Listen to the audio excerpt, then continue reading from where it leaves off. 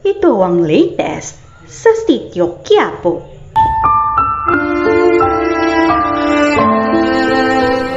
Natuloy na nga ang transaksyon sa pagitan ng Tondo Boys at undercover na si Police Lieutenant Tacobe. Habang kasalukuyang nagkakapalitan ng epektos at pera, ay napansin ng grupo nila Edwin na may mga armadong nagmamanman sa kanila. Kaya natunugan nilang kasama ito ni Jacobe. Kaya nagkaputukan na. Makatakas pa kaya ang Tondo Boys sa kamay ng mga pulis?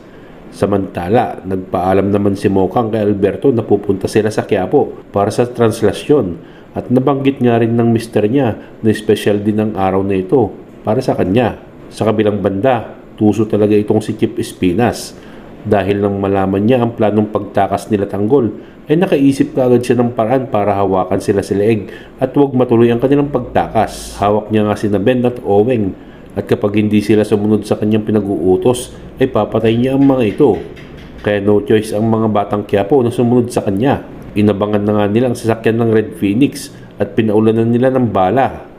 Magtagumpay kaya sila sa kanilang misyon, kaya atin yan abangan dito lamang sa FPJ's Batang Quiapo. Thank you and God bless.